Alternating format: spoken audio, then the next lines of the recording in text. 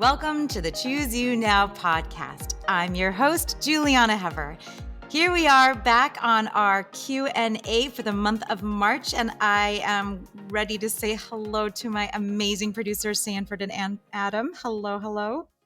Happy Nutrition Month, everybody. Yes. Yeah, what's up, everybody? It's National Nutrition Month. How exciting is that? And how appropriate. You came to the right place.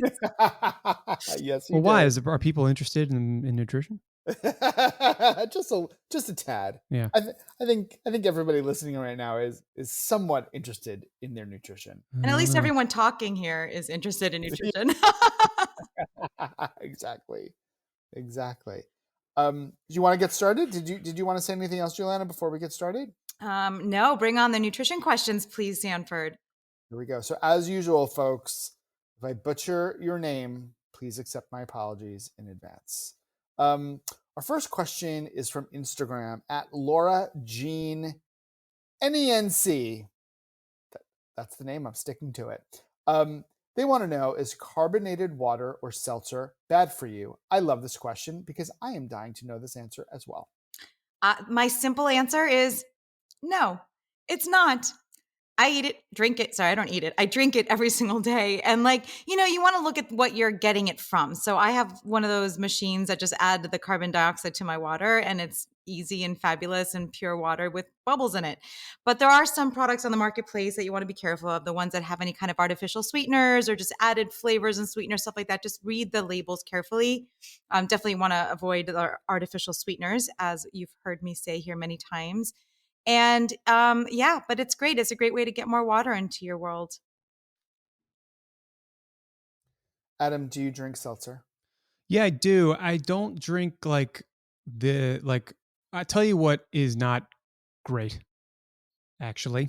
And I had to learn this by doing a different podcast interview that I hosted with somebody who had made their own brand of tequila seltzers.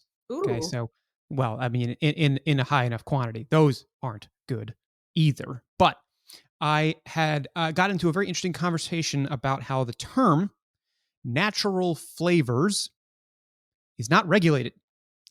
And in fact, you can create a bunch of natural flavors, as the unregulated term allows you to do, with a combination of chemicals, essentially creating a proxy while being able to call it natural flavors. So, and so we were on the topic of alcoholic seltzers. They were like, that's why when they all came out, they were all like 4 flavors. Because that's all they knew how to do. Now, of course, there are more. So that's a long way of saying, yeah, I've had carbonated beverages and now I drink Spindrift, which is basically just carbonated water with fruit puree, for those who don't know what it is. But I don't know. I'm a purist. I don't know. I would like to call out Adam's pronunciation of the word beverage. Beverage. 3 syllables, people. Very well enunciated. And I concur. I learned that in grad school, that natural flavors could be 500 compounds. You never know what it is. And I thought, well, that's a little, obfuscating. Totally. Yeah. It's just something that the FDA hasn't really focused on. Maybe they will at some point. When Anheuser-Busch is releasing like flannel flavored seltzer at Christmas time, then yeah, you can't quite put natural flavors into that, right? So flannel. Oh, God. Yeah, I don't know. They have a whole bunch of. I don't have a whole bunch of weird stuff. Have we derailed the question enough? Yeah, I feel like completely, but that's okay. I'm gonna get everybody back on track. Okay, good. Thank you for that question, Laura, on Instagram. Thank you for that. Our next question is sort of like a fast round of questions. Also from Instagram, Hajar Rami asked like 5 questions. So I'm gonna put all of them out there, Juliana, and then you can answer them as you see fit. So how do we optimize gut health on a plant-based diet? I love that question. How do you strengthen our bones on a plant-based diet? What are the best sources of fiber? And where do you get iodine on a plant-based diet? I love these questions. Ooh. Okay, well, I love the enthusiasm. So thank you so much for all of these enthusiastic questions. So, okay, the first one, how to optimize gut health on a plant-based diet. Well, you eat a plant-based diet that in and of itself will optimize your gut health. And there's a lot of reasons for that, but I would say primarily speaking, a plant-based diet is the best way, the ultimate way to get more fiber. And fiber, as we talk about often here, because I am a big fiber fan, it acts as prebiotics. So, what are prebiotics? These are the fabulous fuel that feed the good bacteria in your gut. And when you feed and fuel the good bacteria in your gut, you will then get rid of the pathogenic or dangerous bacteria in your gut. This is so important for immune function and gut health, cardiovascular health, et cetera, et cetera. So you want to eat all sorts of fiber, which leads me to the next one of the questions that this person asked, about the best sources of fiber. So let's just segue into that real quick. There are all sorts of fiber, more so than what I learned way back when, that there was insoluble and soluble, but there are all these different classes of these. Like in the soluble fiber category are beta glucans, which you could find in oats and barley and mushrooms. There's gums and mucilages, which include psyllium, carrageenan, and alginates from seeds and sea vegetables. Those are used in the food industry to like stabilize and thicken and add texture to foods. A lot of people are kind of concerned about that in the plant-based milks, but those are basically a type of fiber. Then there's pectins, which you find in berries and fruits. This helps create jellies and jams because they have these gel-forming capabilities.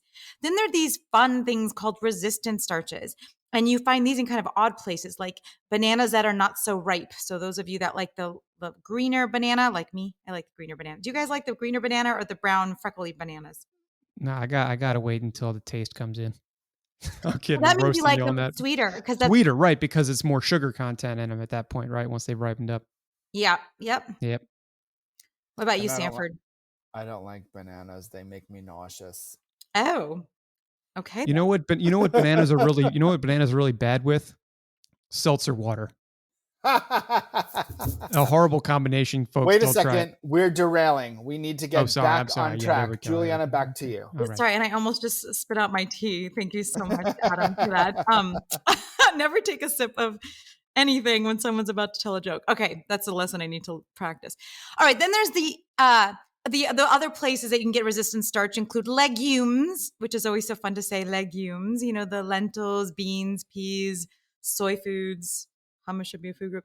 And oats and peas also have resistant starch. And then there's another category of insoluble fibers. And these are really good for GI health and help prevent constipation and diverticulosis and hemorrhoids. So there's so many wonderful ways to get all these things. And how do you just sum it up? You just get them from vegetables, fruits, organisms, legumes, mushrooms, nuts, seeds, herbs, and spices, and infinite tasty combinations. So how do you optimize your gut and get fiber? You just eat more plants. Hajarami also asked about how to strengthen bones on a plant-based diet. So I would suggest you go back to February's Love Month podcast Q&A, where we did a little deep dive into calcium sources, because of course, calcium is very important for bone health. And, you know, not only do you need to get adequate calcium, but you need to have really healthy levels of serum vitamin D so that you could absorb said calcium when you consume it. So go back to that, test your vitamin D levels and optimize them if they are not. And other things to consider are vitamin B12. Make sure if you're on a plant-based diet or over the age of 50, you are supplementing with vitamin B12, getting plenty of vitamin K from leafy greens, and consider vitamin K2 supplements. That may be really important for bone health, because we prioritize some of that K for our cardiovascular survival, basically. And we don't want to, you know, kind of risk the bone density for that.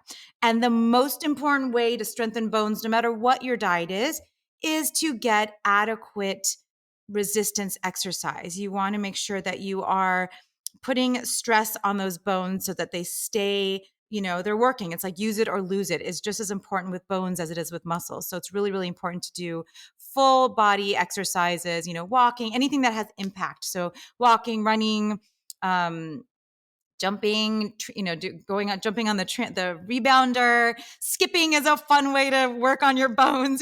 I know it sounds funny, but it's actually fun and brings out your inner child too. You know, muscle lift, any kind of resistance training with weights or tubing or anything. Body weight exercises, push-ups, plies, pull-ups, dips. All of those things are really, really important for bone health. And then iodine was the last question there. That's a really good question. I think we've addressed it here, but really shortly, we need iodine, right? It's important for our thyroid function.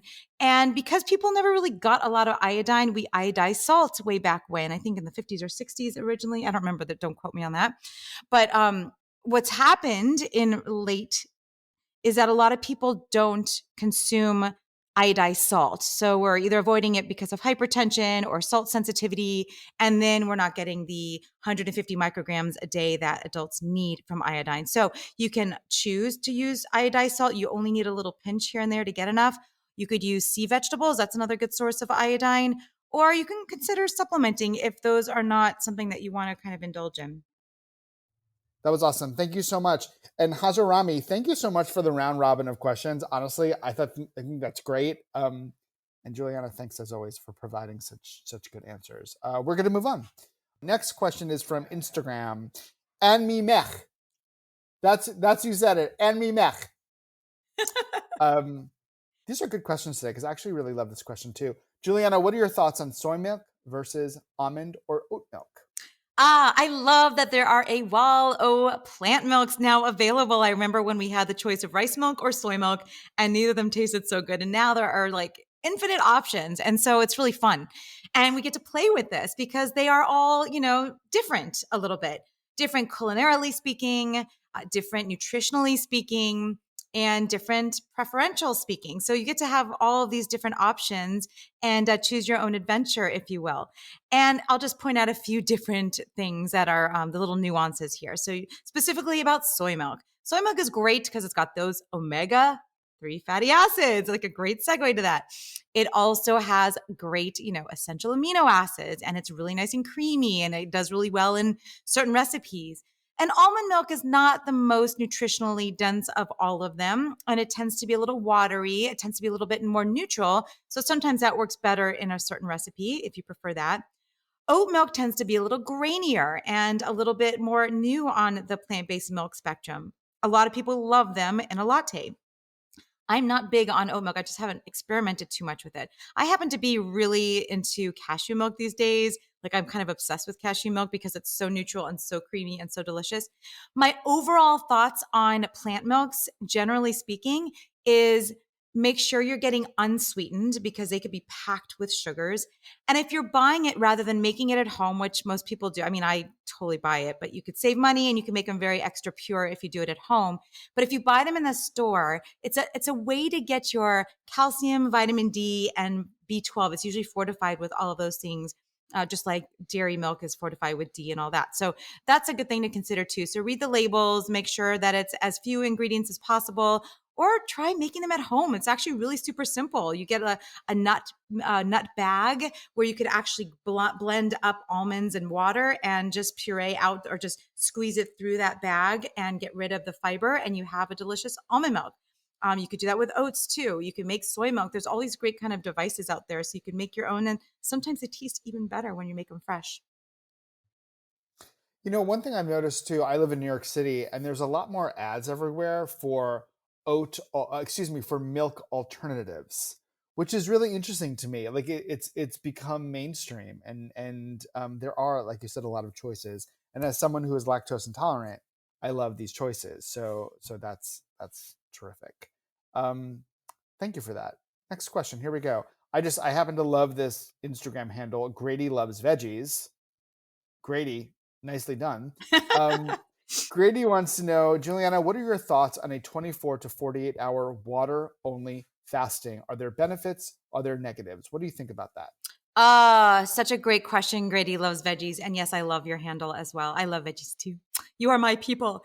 So I love to go back to Hippocrates' great quote of, healing is a matter of time, but it is sometimes also a matter of opportunity. And also Hippocrates has been known to say that the natural healing force within each of us is the greatest force in getting well. Basically, we need to get out of our body's way so it could do what it does best and heal. And when you eat, anytime you're digesting, it's really stressful on the body. And it basically takes a lot of energy and resources to go through that food and digest and metabolize and absorb it. So taking some time off is a really good thing to do. Whether we do this for, a period of time every day, most of us do at least while we're sleeping, or if it's, people want to do a longer term fast. So there's so much evidence about this, but essentially we need some time without food. This is when our bodies regenerate, restore, rejuvenate, repair. Really, really important. Of course, I have to say, please consult with your healthcare provider if you're going to embark on any type of quote unquote fast. That's really important. Some people really need to be supervised, especially if there's some health conditions, especially if you're on any kind of medication. Certain medications can definitely be influenced by diet or lack of calories. So that's really important. But what happens is when you're not eating, all these beautiful mechanisms take place, this incredible, cascade of events that takes place because your body knows exactly what to do. We tap into our fat storage and we go through this thing called autophagy, which is a remarkable process where the cells look within themselves and do all of that metabolic house cleaning that needs to take place. It gets rid of junk DNA. It gets rid of, viruses and cancer cells. And it's really helpful. And we've seen that this helps slow down aging. It helps actually maintain muscle mass. It helps with things like improving high blood pressure, type 2 diabetes, obesity, immune and inflammatory conditions. The world of fasting is extraordinary. The research is it's been around forever. There's nothing new by any means. The other good news is that long-term effects of short-term fasts seem very promising. So even if you do a 3-day fast every other week, to get control of one of these conditions you may be having, there's a lot of evidence that this will be effective to help manage that condition and actually improve that condition in the long term. You can listen about more of this in our September 2021 episode where we interviewed Dr. Alan Goldhammer, who's a founder of the True North Health Center, where they fast people with all sorts of conditions.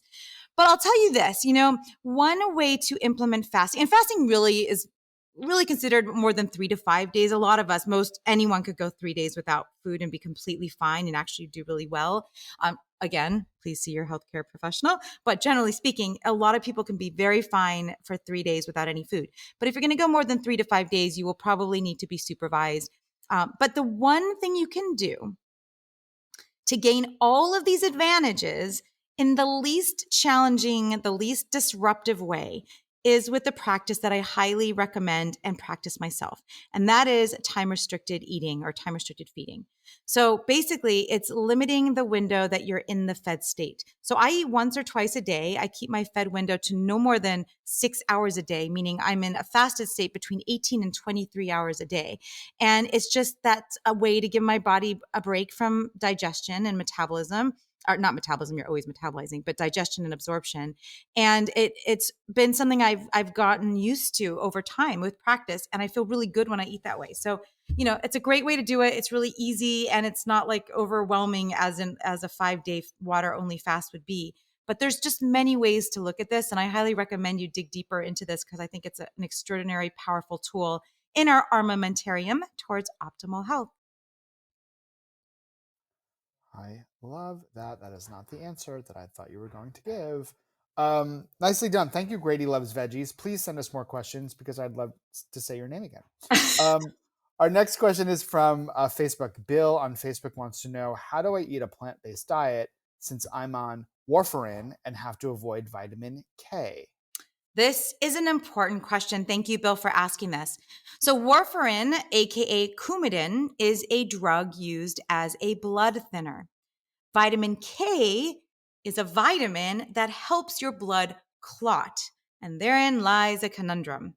Eating high levels of vitamin K can reduce the efficacy of the medication, and that can be problematic, of course. So ironically, vitamin K is found especially high in one of the healthiest food of all time, leafy green vegetables. So there's good news though. All you have to do, Bill, is commit to a certain amount of leafy greens a day. Like I'm going to eat 4 cups. Let's be like optimistic here. I'm going to eat 4 cups of leafy greens every single day. Then you tell your physician how much you're going to commit to, and then your physician can titrate your medications accordingly. So then you get the best of both worlds.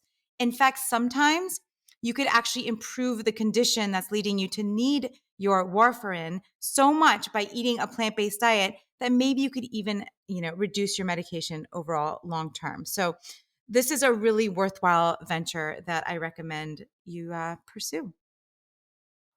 Thank you for that question, Bill, and thank you for that answer, Juliana. Our next one, another Instagram handle that I really love, Faster Foxtrot, wants to know what our take is, or what your take is, on Dr. Greger's Daily Dozen. And I think I can speak for Adam when I say we love Dr. Greger. We love him. He's one of our favorite guests. We don't really play favorites here, but we really love and admire him. So what do you think, Juliana? What do you think about that?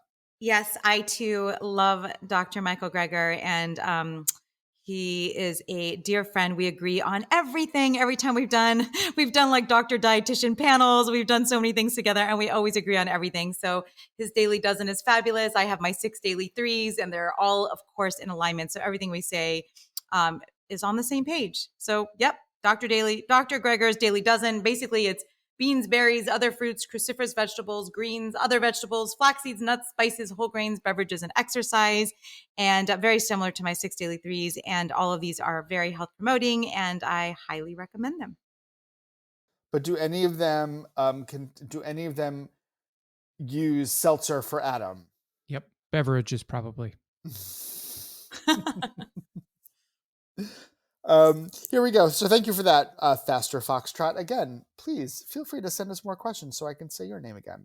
On Instagram, Ember789 wants to know if menopausal women really do need more protein. Thank you for asking this question. So, we don't really like to talk about the P word because it doesn't really matter so much about protein. However, once we get into the older years, shall we say, it does seem to be a kind of shift, honestly. So if we're really looking at this, what I always say is, I'm not making this up, but the recommendations are about 0.8 grams per kilogram of body weight per day for the average adult to get from protein. This ends up being about 10 to 15% of our total caloric intake. But there's recent evidence that suggests that because we know that high protein intake increases mortality. High protein intake increases IGF-1, increases growth hormone, increases risk for chronic disease, increases risk for mortality. That is very clear, especially when you look at the source of the protein, when you're comparing animal to plant-based sources of protein. However, there is recent evidence that shows that once you get to a different age, it's usually, I think it's like 65, 70, where it seems as though it becomes a risk to go too low in protein. And the reason for that is because of basically fragility, right? We get a little bit more fragile as we age. We lose a little bit of muscle. We lose a little bit of bone every year. And so it is more and more important to be considering what we're taking in. And so it looks like there's kind of this tipping point where you want to go towards more of a moderate consumption of protein. And so that looks like going towards more closer to the 15% of total calories. And, the other thing to consider here is that when a lot of older adults tend to eat less, there's a lot of reasons for that, which is kind of interesting. Dentition issues, appetite issues, less active, again, less muscle, all those different things could lead to a lower appetite. So with that, there's less room for fluffy calories. Like everything matters more. This is when you really do need to prioritize the 6 daily threes even more, because every bite matters. The less you eat, the more it matters what you do eat. And the other part of this is that it is very, very clear, no matter how much protein you need to consume, no matter which part of your life you're in, basically under 60 and then over 60, is that plant-sourced protein is definitely associated more and more, like abundantly so in the literature, with a lower risk of death from all causes, lower mortality, lower chronic disease risk, whereas animal protein is the opposite. So animal protein is associated with an increased risk for mortality and chronic disease. So yes, after the age of 60, you may need slightly more protein, and it should always, no matter where you are in your lifespan, it should always be prioritized to come from plant sources. So again, the best sources of plant protein are the legumes, the lentils, peas, beans, hummus, soy foods, and nuts and seeds. And if you go to the 6 daily threes, you will get adequate amounts. So you really don't even need to go over 15% of your total calories. And it's really not that hard to do if you're prioritizing those 6 daily threes. Very good. Adam, that is a very useful question and answer for you in particular. Well, I appreciate it being asked then. Here's our last question. So it is National Nutrition Month. And I don't know if our lovely listeners have realized, but all of our questions today have been all about nutrition. There is one last question from Steve on Facebook that I included here just because I think it's a really relatable question and I really appreciate that he's asking it. Steve is saying to Juliana, convince me to exercise and please note that I never regret doing nothing. So convince all of us to exercise, please. No. No? I figured that was going to be the answer, actually. Really? No? I stopped trying to convince anyone to do anything a long time ago. I will tell you all of the myriad amazing advantages of moving. There are so many advantages for your bones, for your muscles, for your cardiovascular system, for your gastrointestinal system, for your brain function, for your emotions and mood, for your sex life. That might get someone excited. I don't know.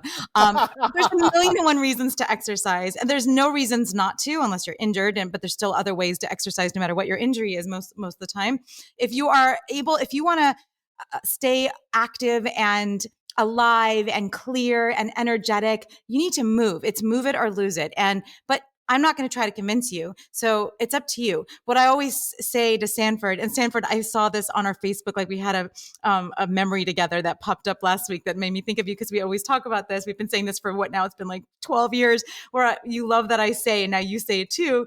You will never regret exercise. You'll never regret going for that walk or hitting the gym or taking that class or doing a few push-ups on the floor in between meetings on Zoom. There's never any, like a little bit of movement goes a long way. And, I think it's a wonderful thing and there's no right or wrong. There's no not enough or too much. Just do what feels good. Move your body. It'll make you feel good. And if I can add, I really do live now when I'm hemming and hawing about whether or not I want to go to the gym. I really do think about that, hand to God. Like, I will not regret going, but I will regret not going. And I think that is such a simple but important message. And I will also say this, as someone who has recently gone back to the gym on a very, very regular basis, I work out with a trainer twice a week, and I'm lifting weight that I've never lifted before. And the sense of accomplishment that I feel and the strength that I feel, I'm not doing this for anybody else, but for me. I'm doing this for me. It's not about how I look. It's about how I feel. And there's something to be said about feeling really good. And I think that we are not a political podcast. We will never be a political podcast. But with everything going on in the world right now, knowing that we can do something to make ourselves feel good, I think is a very powerful thing. That is my spiel, and I'm sticking to it. Adam, thoughts on this? Well, that probably just inspires me to do something. I don't mean to embrace Joey Thurman's teaching, but I have been doing quite a bit of nothing recently, and I wonder if I could up it in some small way and be consistent. Not to say it's an issue for me, but it is a time trade-off that I don't actively cherish the value in, as opposed to doing all of the mundane things that we do all day, which is mostly work. And for most of us being confined to at-home work, there's not much else to do unless you're being overly social or overindulging. And that means it takes a conscious mind. Then again, if you get on the flywheel of feeling good, it becomes very simple to commit to it. So, yeah, those are my thoughts. I think it inspires me to get started with a little something. Also, I've recently moved house, so I just don't have things set up yet. But those are excuses. A good question, a good topic, and a nice bit of inspiration there to close. If I can add just two more quickie things, Juliana, you often say about our food that we should really be thinking about our food bite by bite in a way. And she's nodding, folks. She's nodding in agreement. And but I also do think that way a little bit with moving.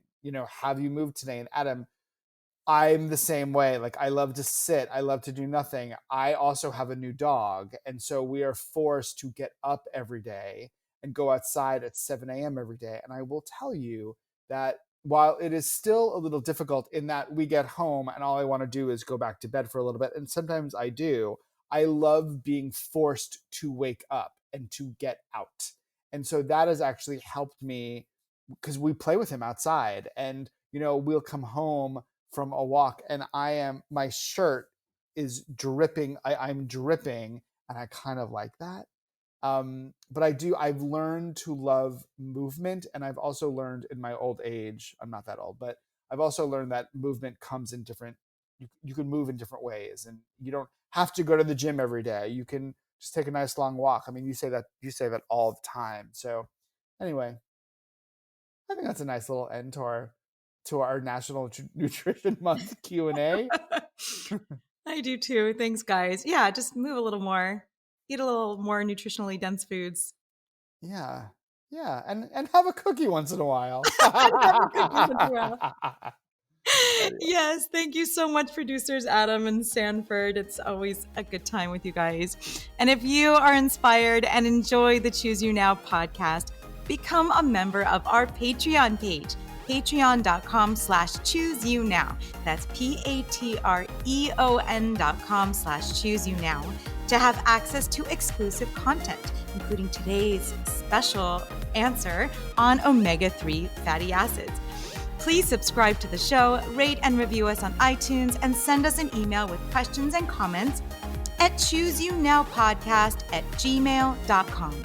For nutrition services and more information, visit me at plantbaseddietitian.com.